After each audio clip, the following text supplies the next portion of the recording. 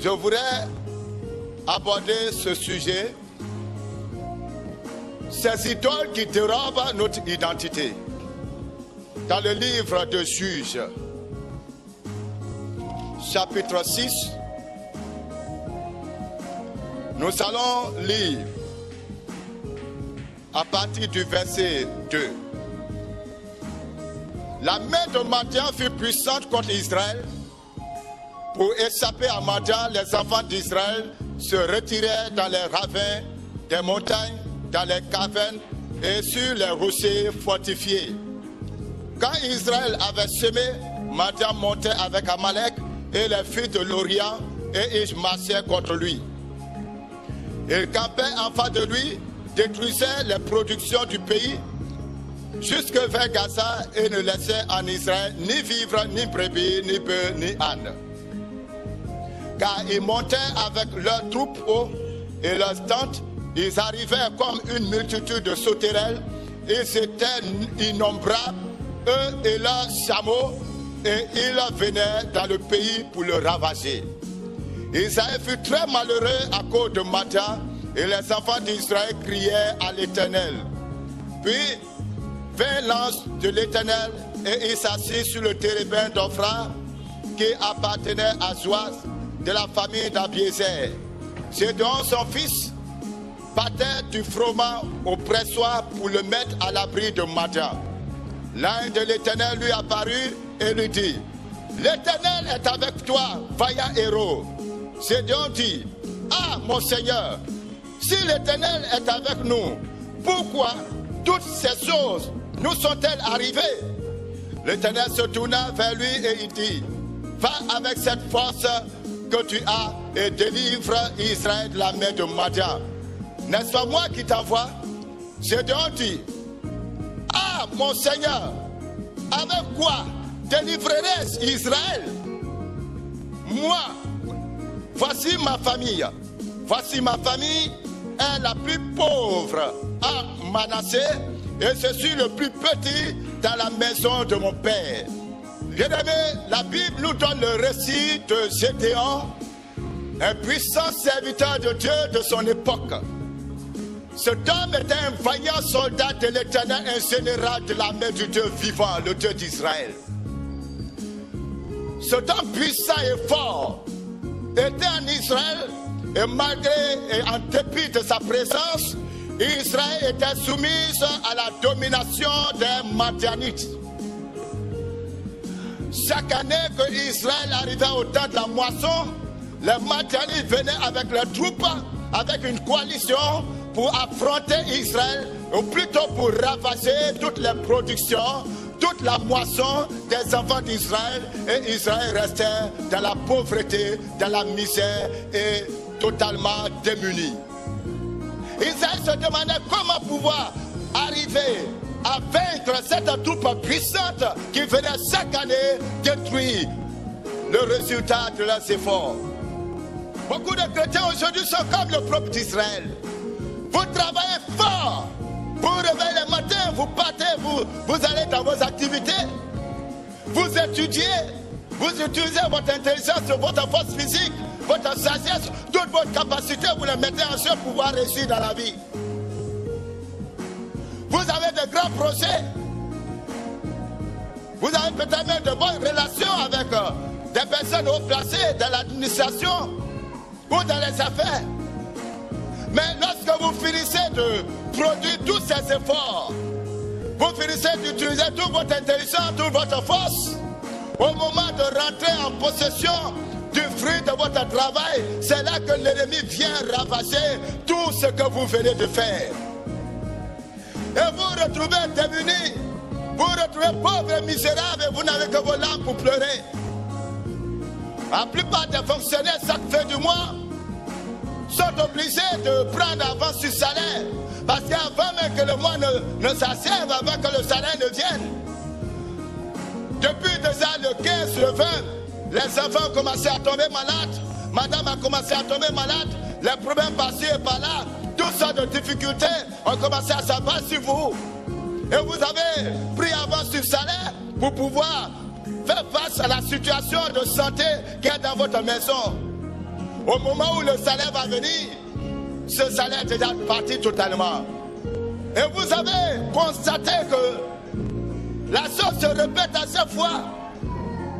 Quand vous faites vos efforts pour économiser, pour pouvoir entreprendre, au moment où vous avez fini d'économiser, où vous vous apprêtez à vous jeter dans une entreprise qui va vous revenir, c'est à ce moment-là que le dévorant vient dans votre vie. Un problème qui ne vient de nulle part. Et toutes vos économies s'envolent. Certains même font des efforts pour économiser, mais ils n'y arrivent jamais. Parce qu'à chaque fois qu'ils veulent mettre quelque chose de côté, il y a un problème qui est là. Et le problème semble être tellement sérieux qu'il ne peut pas fermer les yeux là-dessus. Mais Satan est en train de vous manipuler pour vous empêcher d'être heureux. Gédéon s'est trouvé dans cette situation avec tout le peuple d'Israël. Vous vous rappelez la promesse que Dieu avait faite à Israël? Qu'Israël sera à la tête et non à la queue. Israël sous de bénédiction pour toutes les nations. Mais Israël se trouvait là tout à fait malheureux, misérable.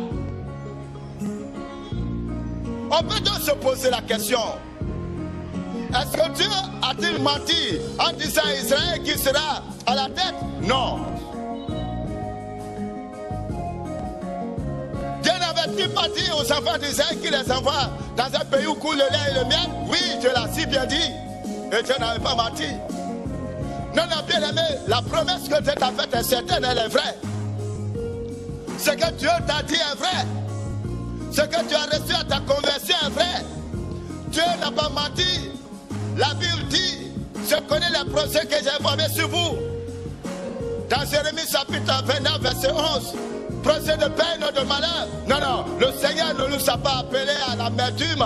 Dieu ne nous a pas appelés au malheur. Dieu ne nous a pas appelés à la tristesse. Dieu ne nous a pas appelés à l'abandon ou à la queue. Non, non, Dieu nous a appelés parce qu'il a un procès de gloire pour nous, un procès de paix pour nous, un procès d'élévation pour nous, victoire de triomphe pour nous. Et tu es un enfant de victoire, tu es un enfant de triomphe, tu es un fils de gloire.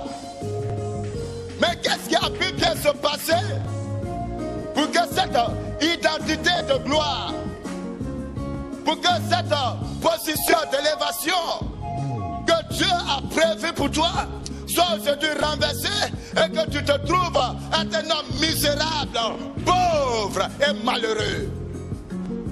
Pourquoi aujourd'hui tu te trouves un pasteur misérable, un prophète misérable, un apôtre misérable, un diacre misérable, un ancien d'église misérable, un chrétien qui paie sa dîme mais qui est misérable, qui n'a aucun succès dans ses affaires?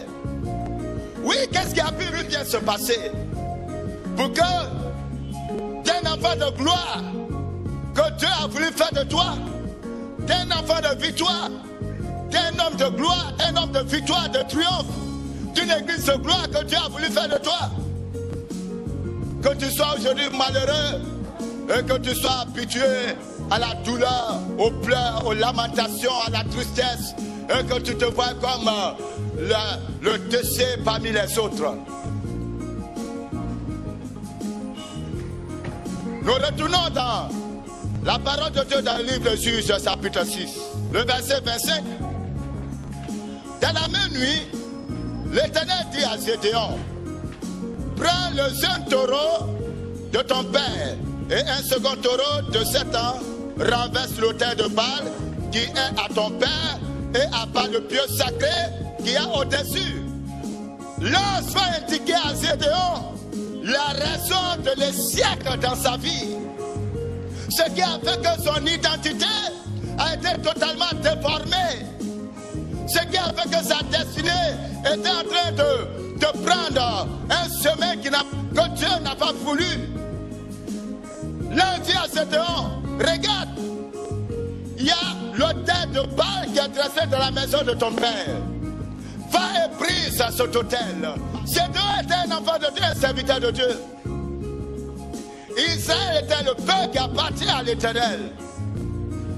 Mais en dépit du fait que Gédéon soit serviteur de Dieu, que la main de Dieu soit sur lui, il y avait dans la maison de son père une idole qui était là, une idole qui contrôlait toute sa famille. Son père a bâti Et toi qui me regardes présentement, regarde un peu derrière toi. Regarde dans la maison de ton père. Regarde dans la maison de ta mère. Regarde dans la maison de ton grand-père, de ton arrière-grand-père. Il y a 3 générations, 4 générations, 5 générations passées. Est-ce que tu es arrivé à détruire l'idole qui est dans la maison de tes pères? Ton père n'a-t-il pas élevé des idoles? Ton grand-père, tes ancêtres n'ont-ils pas élevé des idoles sur lesquelles la famille a été bâtie? Tu vas me dire, mais ça ne me concerne pas. À ce moment, je n'étais pas encore né, je n'en sais rien. Détrompe-toi, mon ami. Dans le livre d'Hébreux, chapitre 7, verset 9, la Bible nous dit que Lévi a payé la dîme par le canal d'Abraham. Lévi n'était pas encore né quand Abraham payait la dîme. Mais Lévi était dans les reins d'Abraham. Et lorsqu'Abraham a payé sa dîme à Melchisedec, alors, par ce moyen, Abraham payait la dîme pour toute sa descendance. Donc, ceux qui étaient dans ses reins, génération après génération, payaient ainsi la dîme par son canal. Écoutez-moi, bien-aimés, l'homme passe, mais l'esprit reste. Parce que le sang se transmet de génération en génération. Tu n'étais pas vivant en ce moment, tu n'étais pas encore né en ce moment, mais tu étais dans les reins de tes pères au moment où ils érigeaient ces idoles. Et derrière chaque idole se trouve un esprit. Regarde la première des choses que les idoles font dans la vie des hommes. Dans le livre de 2 Corinthiens, chapitre 4, verset 3, la Bible dit que si notre évangile est voilé pour ceux dont le Dieu de ce siècle a obscurci l'intelligence.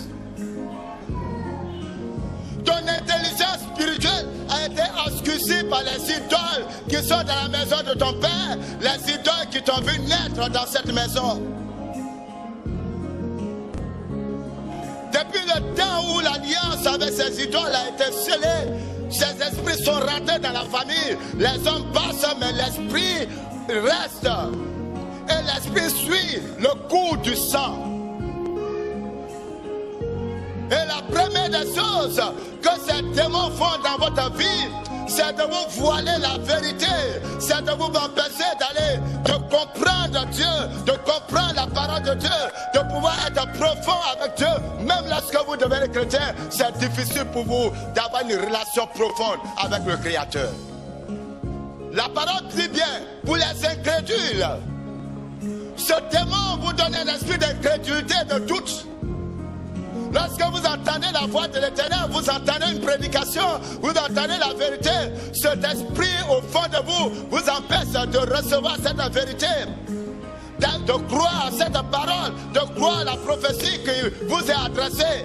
Vous luttez en vous-même, vous ne croyez pas, vous avez du mal à croire, parce que l'idole de votre père est en train de renverser la vérité de Dieu en vous. Bien, nous parlons bien sûr des idoles, ces idoles qui renversent notre identité. Et tu verras que depuis, c'est vrai, tu es chrétien, mais tu as du mal à aller dans les profondeurs spirituelles. Tu as du mal à comprendre la parole de Dieu, tu lis sans rien comprendre. Le voile est dans ton esprit, le voile de l'idole de la maison de ton père est dans ton esprit. Pourtant, Dieu a fait de toi un homme de foi, un homme d'audace, mais cela a été renversé spirituellement par cette idole qui est dans ta vie, qui est dans la maison de ton père, que tu n'as pas encore brisé. Dans Jérémie chapitre 3, versets 24 à 25, quelque chose de très intéressant nous est mentionné là. Ce que ces idoles font. La Bible dit bien, les idoles ont dévoré le produit du travail de nos pères. Dès notre jeunesse, la brebis et la bœuf, la fils et la fille, nous avons notre honte pour couche et notre ignominie pour couverture, car nous avons péché contre l'Éternel notre Dieu.